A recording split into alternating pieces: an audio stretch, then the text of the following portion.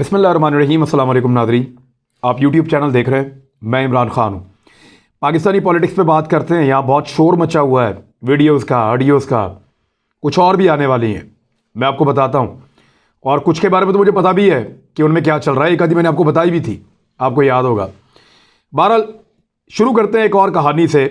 ढिठाई और बेशर्मी की अगर कोई इंतहा है इस वक्त इस पूरे खित्ते में, तो वो अभिनंदन है। क्या कमाल आदमी है। यानी ऐसी ढिठाई के साथ, ऐसी बेशर्मी के साथ अवार्ड वसूल करता है और ऐसा सीना तान के खड़ा होता है कि अगर वो वीडियो चलाई भी जाए तो ऐसा लगता है कि ये वो आदमी नहीं है। अभिनंदन एक झूठ की बुनियाद के ऊपर अवार्ड पे अवार्ड वसूल कर रहा है, तरक्कियां करवा रहा है। अभी इंडियन हुकूमत ने पाकिस्तानी फौज के हाथों जूते खा के जाने वाले, पाकिस्तानी फौज ने तो जूते नहीं मारे थे, वैसे ये ज्यादती हो जाएगी। पाकिस्तानी फौज ने सिर्फ इसका त्यारा गिराया था। जूते इसको वहां पे कश्मीरियों ने मारे थे, चपेड़े, जूते, ठुड्डे। एक बाबा जी है, वो बहुत मार रहे थे, उन्हें बहुत गुस्सा था। मैं उन बाबा जी को जानता हूं और वो बहुत गुस्से वाले हैं और वो इंतज़ार कर रहे हैं कि कोई और पायलट आए इंडिया का, उसको भी फेंटा लगाएं वो, ताकि वो भी अवार्ड वसूल कर सके इंडिया जाने के बाद। बहरहाल इसको अब दे दिया गया जी अभिनंदन वर्तमान, इसका पूरा नाम है, और इसको वीर चक्र से नवाज दिया गया है। यानी ऐसा चक्कर दे दिया इंडिया को कि अब वीर चक्र दे दिया इस आदमी को। इनके बाद 3 बड़े अवार्ड हैं, एक परमवीर चक्र, एक महावीर चक्र और एक वीर चक्र, और चक्रा भी कहते हैं, चक्र भी कहते हैं इसको। तो इन्होंने ऐसा चक्कर दिया पूरे इंडिया को कि अब वीर चक्र लेके निकल गया। तीसरा सबसे बड़ा एजाज इसने ले लिया भारतीय, और ये इनको मिला है इसलिए कि बड़ी बहादुरी और जीदारी के साथ इन्होंने कश्मीरियों से जूते खाए। और जो क्लेम है इस अवार्ड के पीछे वो ये है कि पाकिस्तानी F-16 को इसने मार गिराया था। यानी अभिनंदन वो पायलट है जो MiG-21 में आया, जिसको फ्लाइंग कॉफिन कहते हैं। MiG-21 में आया कश्मीर वाली साइड से, पाकिस्तान में दाखिल हुआ, हमारा F-16 गिराया। गिराने के बाद जा रहा था तो बाकी जहाज़ों ने इसको देखा और इसको BBM टेक्नोलॉजी के साथ मारा और मार के वहां पर गिरा दिया। इसका तैयारा पाकिस्तान की हदूद में गिर गया और इसने अपने आप को इजेक्ट कर लिया। ये इंडिया नहीं पहुंच सका और पाकिस्तान के अंदर कश्मीर के इलाके में ये गिरा। वहां पे शहरियों ने इसको पकड़ के फौज के हवाले कर दिया। तो ये जो सपूत है इंडियन फौज का, इसने F-16 तैयारा गिराया है बकौल इंडियंस के, और उसी लिए इसको तरक्की भी मिली है। यानी इसको ग्रुप कैप्टन बनाया गया है तरक्की देकर हाल ही में। और अब तैयारा गिराने के इनाम के तौर पर इनको तरक्की देने के अलावा ये एक वीर चक्र भी दे दिया गया है इंडियन हुकूमत की जानिब से। अमेरिकन इदारे, जो कंपनीज इस पे हेड मार्टिन कंपनी है, lock head Martin I think ये उसका नाम है, वो ये बनाती है F-16। उन्होंने, और उनके पास रिकॉर्ड होता है अपने हर तैयारे का, दुनिया में उन्होंने जहां भी दिया। ये तुर्की को भी देते हैं, पाकिस्तान को देते हैं, दुनिया के और मुल्क हैं उनको भी देते हैं। तो F-16 दुनिया में 1 दर्जन के करीब मुल्क जो है वो इस्तेमाल करते हैं। तो ये F-16 जो तैयारे हैं उनको पता होता है उनका एक एक तैयारा कहां है, कौन से तैयारे में क्या प्रॉब्लम आई है। वो हर वक्त उन तैयारों को ठीक भी करते रहते हैं।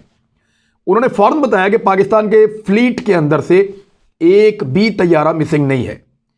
अमेरिकन गवर्नमेंट ने, अमेरिकन इदारों ने, सब ने कंफर्म किया कि पाकिस्तान के तैयारे पूरे के पूरे एक भी मिसिंग नहीं है। तो फिर कौन सा ख्याली तैयारा गिराया है अभिनंदन ने। कमाल दर्जे की ढिठाई, कमाल दर्जे की बेशर्मी और कमाल दर्जे की बेहिसी चाहिए इस लेवल पे आने के लिए जो अभिनंदन के पास और भारतीय हुकूमत और फौज के पास है। तो बहुत मुबारक हो भारतीयों को, ऐसे सूरमा। मेरी दुआ है कि अभिनंदन जैसे हजारों पायलट भारत में पैदा हों जो नाम रोशन करें भारत का पूरी दुनिया में, इसी तरह जैसे अभिनंदन ने रोशन किया है। अब आए खबर, वही वाली जिस पे हम पहले बात कर रहे थे। तो खबर यह है कि समा टीवी ने पूरा का पूरा नैरेटिव उड़ा के रख दिया है PMLN का। जो इन्होंने नूरानी साहब से काम करवाया था, अहमद नूरानी से, वो क्योंकि गैर मुल्की पाकिस्तान से बाहर भागे हुए हैं, पाकिस्तान के अंदर वो रहते नहीं हैं और PMLN के लिए काम करते हैं। इससे पहले PMLN के लिए काम करके माफ़ी भी मांग चुके हैं अहमद नूरानी साहब। उन्होंने ये जो एक ऑडियो क्लिप जारी किया, उस ऑडियो क्लिप का पूरा पोस्टमार्टम समा टीवी ने कर दिया। आपको थोड़ा पोर्शन दिखाऊं, ये जरा सुने। आपको मैं ऑडियो सुना सकता हूं, आप ये जरा सुने। दोनों ऑडियो एक दूसरे से कितनी मिलती हैं। एक वो है जो जोड़ जोड़ के बनाई गई हैं, और बनाने के बाद उसके ऊपर एक शोर लगा दिया गया है, और दूसरी वो है जो रियली उस तकरीब के अंदर चीफ जस्टिस बात कर रहे थे। तो कहां कहां से कौन कौन सा जुमला काट के इकट्ठा करके एक ऐसी ऑडियो बनाई गई जिससे यह महसूस हो कि चीफ जस्टिस ऑफ पाकिस्तान किसी से टेलीफोन पे बात करते हुए इकरारे जुर्म कर रहे हैं। साकिब निसार साहब, जरा ये सुने आप, आपको बड़ा मजा आएगा। ये सुने सामने क्या किया। Let me be little blunt about it. Let me be little blunt about it. बिल्कुल जायज है, बिल्कुल जायज है। मैंने अपने दोस्तों से कहा कि जी इस पे कुछ किया जाए। मैंने अपने दोस्तों से तो जी देखा आपने कि किस तरह से एक्सपोज हो गया सारा मामला। अब इसके अंदर कुछ लोग कह रहे हैं कि कुछ जुमले और भी हैं कि खान को लेकर आना है या फलां को जो है वो निकालना है। तो मैं आपको उसके बारे में एक चीज़ बताता हूं। आप इंटरनेट पे जाएं और जाकर लिखें वॉइस चेंजर। वॉइस चेंजर की एप्लीकेशन आप मांगे इंटरनेट पे, अपने मोबाइल से आप मांग लें एप्लीकेशंस में जाके, ये सॉफ्टवेयर आपको मिल जाते हैं और बड़े बड़े शानदार सॉफ्टवेयर हैं। बहुत सारे पैसे खर्च करके भी आपको लेने पड़ते हैं और बहुत सारी एक्सपर्ट कंपनीज भी मौजूद हैं। मिसाल के तौर पे मैं एक जुमला अगर बोलूं जो मियां साहब खुद तो कभी नहीं बोलेंगे, कि जो पनामा पेपर में स्टोरी छपी थी मेरे यानी नवाज शरीफ के बारे में, वो स्टोरी बिल्कुल ठीक थी, उसमें कुछ गलत नहीं लिखा था, बल्कि मौक़िफ़ जो अदालत का था वो बिल्कुल ठीक था। अब ये बात मैंने कही अपनी आवाज़ में, अगर वो सॉफ्टवेयर मैसर हों, अब उन्हें ख़रीद लें या उन कंपनीज़ के पास चले जाएं, तो एग्जैक्टली यही जुमले मियां नवाज शरीफ साहब के लहजे और आवाज़ में चले जाएंगे। ये जो अल्फाज मैंने अदा किए हैं ये नवाज शरीफ साहब की आवाज़ बन जाएगी। मैं चाहूं कोई बात बोलूं तो वो अमिताभ बच्चन की आवाज़ बना सकता हूं। अगर मैं उस सॉफ्टवेयर को इस्तेमाल करूं तो मैं अपनी आवाज़ को दुनिया की किसी भी सेलिब्रिटी की आवाज़ में, इमरान खान की आवाज़ में कन्वर्ट कर सकता हूं। यानी मैं ये कहूं कि पाकिस्तान तहरीक इंसाफ को अगले इलेक्शन में कोई वोट ना दे, बल्कि आप सबसे गुजारिश है कि आप तीर के ऊपर ठप्पा लगाएं और आसिफ अली जरदारी निजात दहिंदा हैं। ये बात अगर मैं कहूं तो मैं इसको इमरान खान साहब की आवाज़ में कन्वर्ट कर सकता हूं। ऐसे सॉफ्टवेयर मौजूद हैं।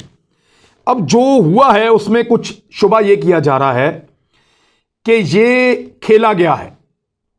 कुछ क्लिप जेन्युइनली उठाए गए जज साहब के, उनको आगे पीछे करके लगाया गया, और कुछ जगहों पे बीच में इस तरह के सॉफ्टवेयर्स का इस्तेमाल करके इजाफी अल्फाज शामिल किए गए और साकिब निसार साहब की आवाज के साथ खेलते हुए एक पूरी ऑडियो तैयार की गई। जब वो ऑडियो तैयार हो जाती है 41 सेकंड की आई थिंक, जब वो ऑडियो तैयार हो गई तो उसके बाद उसके ऊपर थोड़ा सा शोर लगा दिया गया ताकि अगर उसको पकड़े जाने के कोई इम्कान है तो वो भी खत्म हो जाए। तो इस तरीके से ये पूरी ऑडियो डिजाइन की गई है मुबैना तौर पे। अभी लोग इसके ऊपर काम कर रहे हैं, कुछ चीजें आ गई हैं, कुछ और आ जाएंगी। अब मियां नवाज शरीफ साहब सुरखरू होने के चक्कर में फिर सुर्ख हो गए, यानी जब जब वो सुरखरू होना चाहते हैं 24 घंटे के अंदर अंदर सुर्ख हो जाते हैं।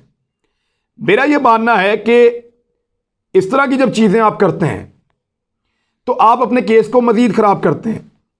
लोग अपने आप को बहुत अक्लमंद समझ के कोई खेल खेलते हैं और पता चलता है कि कोई उनसे ज्यादा सियाना कहीं बैठा हुआ है और वो ये सारा पोल खोल कर रख देगा।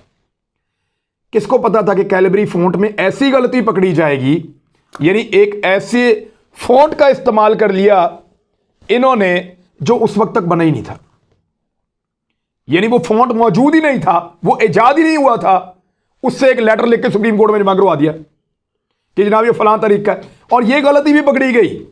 अंदाजा करें आप। तो इस किस्म की जब चालाकियां और होशियारियां लोग करते हैं और फिर उसके बाद ये कहते हैं कि अल्लाह की मर्जी से हुआ, अल्लाह की मदद शामिल थी, इंशाअल्लाह सुरखरू होंगे, अल्लाहू अकबर। जब इन चीज़ों को आप ऐसे जोड़ते हैं मजहबी अल्फाज के साथ तो आपकी क्रेडिबिलिटी मजीद डैमेज होती है। कल कोई कह रहा था इस वीडियो आने के बाद अल्लाहू अकबर, मेरे ख्याल में अल्लाह ही सबसे बड़ा है बेशक, और वो सारी तदबीरें उल्टी कर देता है। अब दो चीजें हुई हैं इन 2 हफ्तों के बीच में।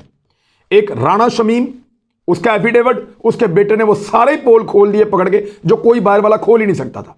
उसने बड़े अच्छा ताल्लुक था मियां साहब से, हम तो जेल में भी मिलते जाते रहे उनको, इतना अच्छा ताल्लुक है, हम तो उनके इलेक्शन लड़ते रहे, इतना अच्छा ताल्लुक है, बच्चों की तरह हमें रखते हैं, इतना अच्छा ताल्लुक है, मेरे पास पंजाब में होते भी थे, मेरे वालिद साहब तो हमेशा उनको मिलते हैं। उसने सारे पोल खोल दिए। वो सारी चीजें जो नून लीग छुपा रही थी, वो ये बताना चाहती थी कि ये न्यूट्रल जज है, पोल खोल रहा है, वो बता दिया ये कारकुन जज है, पोल नहीं खोल रहा, साथ दे रहा है। और इन चीज़ों के ऊपर PMLN कभी भी कोर्ट में नहीं जाती। अच्छा, तो गैरेट डिस्कवरी जो US की फर्म है, जो लेबॉर्ट्री है, वहाँ पे भी रब्ता किया पाकिस्तान के कुछ सहाफ़ियों ने, और जब उनसे रब्ता किया तो उन्होंने बात करने से इनकार कर दिया। उन्होंने कहा जी आपने किया क्या, कैसे काम किया? बंदा ही छुट्टी पे जिसने काम किया था, यानी बंदे से काम लिया, बंदा छुट्टी पे, अब वो बंदा मौजूद नहीं है, ना बंदा होगा ना बंदे से बात करवाएंगे। वो भी बहाने कर रहे हैं, कोई किसी सवाल का जवाब नहीं देते। हालांकि ऐसी चीज़ें जो लोग करते हैं वो बड़ा खुल के अपना मौके बताते हैं कि जनाब हमने ये किया है, ये 100% ठीक है, जहां चैलेंज करना है आप जाकर करें। लेकिन वो ऐसी कोई बात नहीं कर रहे। वो कहते हैं जी हमें मना किया गया है, जिन लोगों ने हमारे से ये एग्रीमेंट किया है कि फॉरेंसिक करें इस वीडियो का, उन्होंने हमें मना कर दिया कि हम किसी से बात नहीं करेंगे, हम किसी के साथ कोई राब्ता नहीं करेंगे या किसी को इस बारे में कोई जवाब नहीं देंगे। तो यहां से और भी ज्यादा मशकूक हो जाता है ये सारा मामला। एक और चीज मैं आपके सामने रखता हूं, ये अली अहमद कुर्द एंड कंपनी, यानी मेरे लिए बड़े हीरो रहे हैं ये एक दौर में, जब ये परवेज मुशर्रफ के दौर में, जब ये अदलिया की आज़ादी की तहरीक चला रहे थे, हम भी पीछे पीछे भागते थे बतौर जर्नलिस्ट। हम लोग इनको सपोर्ट करते थे वकला को। उस वक्त जब पुलिस इनके ऊपर अटैक करती थी, हम इनके साथ खड़े होते थे। इवन इनको अपनी गाड़ियों के अंदर हम निकाल लेते थे कई जगहों से, वकला को, कि यार ठीक है पुलिस मार रही है, वकला इनका साथ देना चाहिए। लेकिन इन्होंने हमें कौन सी बला दी थी, आपको याद है? अली अहमद कुर्द एंड कंपनी ने उस दौर में परवेज मुशर्रफ साहब बार बार ये कहते रहे, और ये बात ज़बान ज़दे आम है कि PMLN और पीपल्स पार्टी ने बहुत फंडिंग की थी वकला की तहरीक के लिए। वो पाकिस्तान से बाहर बैठे हुए थे, यहां फंडिंग कर रहे थे, और यही वकला इस्तेमाल हो रहे थे। यही लोग पहले भी मोहरों की तरह इस्तेमाल हुए। अली अहमद कुर्द एंड कंपनी, ये उस वक्त भी बहुत चिल्ला कर एक जर्नल ऐसे ये बात करते थे। उस वक्त भी बड़े जोश के अंदर ये नारे लगाते थे, बाल हिला हिला के बात करते थे। हमें इफ्तिखार चौधरी का तोहफा देकर गए ये, उसके फैसलों के जुर्माने हम आज तक भुगत रहे हैं। उसने अपने पूरे खानदान को इक्तदार के झूले दिए, उसके बेटे ने रिकॉर्ड कायम किए, यानी अजीबोगरीब रिकॉर्ड है, उसके ऊपर अलग वीडियो की जा सकती है। उसके खानदान ने मौजें लूट ली इफ्तिखार चौधरी ने, और वो एक मुतनाज़ जज बन गए पाकिस्तान की तारीख के। ये तोहफा देकर गए थे हमें, और तब भी ये एक्टिव हुए थे मियाँ साहब के कहने पे, और मियाँ साहब के मुबैना तौर पे मियाँ साहब के ये बहुत करीब रहते हैं, हमेशा मियाँ साहब को प्यार करते हैं, उनके साथ इनकी बहुत तस्वीर भी हैं, ये लोग बहुत पसंद करते हैं मियाँ साहब को। उसके बाद मियाँ नवाज शरीफ साहब का दौर आया, यानी 2013 के इलेक्शन की धांधली इनको नजर ही नहीं आई। अली अहमद कुर्द एंड कंपनी सारी गायब। उसके बाद जहां जहां ज्यादती होती रही इनको कुछ नजर ही नहीं आया। मियाँ नवाज शरीफ साहब काला कोट पहनकर स्टैब्लिशमेंट की दावत के ऊपर अदालत पहुंच गए, आसफ अली जरदारी साहब की जमहूरियत पे शब खून मारने के लिए। अली अहमद एंड कंपनी जो है वो गायब। एक पाकिस्तान का इलेक्टेड वजीर आजम यूसुफ रजा गिलानी, उसको मियाँ नवाज शरीफ एंड कंपनी ने अदलिया के जरिए से वजारत उज़्मा से निकाल के बाहर फेंक दिया। तब भी जमहूरियत के लिए सामने नहीं आए अली अहमद कुर्द एंड कंपनी। ये कहां गायब हो जाते हैं हर दफा? जब मियाँ नवाज शरीफ का फायदा होगा ये कंपनी चुप बैठेगी, और जब मियाँ नवाज शरीफ साहब का नुकसान होने वाला होगा तो ये कंपनी शोर मचाएगी। मैंने तो यही ट्रैक रिकॉर्ड देखा है। पिछली मरतबा ये कंपनी हमें तोहफा देकर गई थी इफ्तिखार चौधरी का, अब पता नहीं ये कंपनी इस मरतबा हमारे लिए कौन सा तोहफा तैयार कर रही है। इस वक्त ये सारा शोर क्यों मच रहा है? गौर करें, मरियम नवाज साहबा का मामला बहुत खौफनाक मरहले में दाखिल हो गया। शरीफ खानदान के केसेस मंतकी अंजाम तक पहुंच रहे हैं। नवाज शरीफ साहब को वापस लाने के लिए जोर लगाया जा रहा है। बरतानिया और पाकिस्तान के बीच में मुआहदे हो रहे हैं। यह सूरत हाल शरीफ खानदान को सूट नहीं करती। वहां मियां नवाज शरीफ साहब को किसी वक्त भी डिपोर्ट कर सकते हैं, उनका वीजा रिजेक्ट कर दिया उन्होंने। वो दोबारा अपील करने के लिए जा रहे हैं। जो कोर्ट है इमिग्रेशन की, वहां पे मियां नवाज शरीफ साहब को किसी भी वक्त वहां से निकालकर पाकिस्तान भिजवाएंगे तो वो जेल डाल देंगे यहां पे पकड़ के। मरियम नवाज साहबा की अपील के ऊपर कोई फैसला आया, पकड़ के इनको जेल में डाल देंगे यहां पे। शहबाज शरीफ साहब के खिलाफ नाकाबिले तरदीद सबूत अब आ चुके हैं इदारों के बकौल, और उन्होंने प्रेस रिलीज के अंदर बताया और सबूत उन्होंने बता भी दिए। ये वो वक्त है जब ये पूरा जोर लगा रहे हैं, और आने वाले दिनों में यानी मार्च तक, मैं आपको कंफर्म कर रहा हूं, कुछ तो वीडियोस मैंने देखी भी हैं और कुछ ऑडियोज भी आएंगी, कुछ वीडियोस भी आएंगी, दोनों तरफ से आएंगी। अभी बड़ा गंद उछलेगा, बहुत सारी चीजें बनाई जाएंगी, लेकिन जस्टिस रिटायर्ड जावेद इकबाल जो नैब के चेयरमैन है, उन्होंने क्या कहा उसको आप सुने तो आपको आइडिया हो जाएगा कि ये सब खलबली क्यों मची हुई है, ये सारा शोर क्यों मचा हुआ है। बड़ी मछलियों के खिलाफ मनी लॉन्ड्रिंग के ठोस शवाहिद हमारे पास अब मौजूद हैं। उन्होंने कहा कि नैब के पास बड़ी मछलियों के खिलाफ अरबों रुपए की मनी लॉन्ड्रिंग के ठोस शवाहिद अब मौजूद हैं। बड़ी मछलियों ने फालूदा वाले, छाबड़ी वाले, पापड़ वाले और इवन मरे हुए लोगों के नामों के ऊपर मनी लॉन्ड्रिंग की, जबकि जो लोग मीडिया में अपनी बेगुनाही का दावा कर रहे हैं वो अपने मुकदमात की रोजाना की बुनियाद पर समाज की अदालतों से दरखास्त कर दें। अगर वो बेगुनाह हैं तो वो कहें रोज सुने हमारी बात, अदालत हमें रोज बुलाए और फैसला करे हमारे मुकदमात का। नैब बेबुनियाद मीडिया रिपोर्ट्स और प्रोपेगेंडा को खातिर में लाए बगैर कानून के मुताबिक अपना फर्ज अदा करेगा। ये है वो खबर जो असल खबर है। वो मुझे याद है शेख रशीद साहब कहते थे हर खबर के पीछे खबर होती है और वही असल खबर होती है, यानी हर केस के पीछे एक फेस होता है। तो ये इस तरह की बात है। बहरहाल अब तक के लिए इतनी, अपना ख्याल रखिएगा, अपने इस चैनल का भी। अल्लाह हाफ़िज़।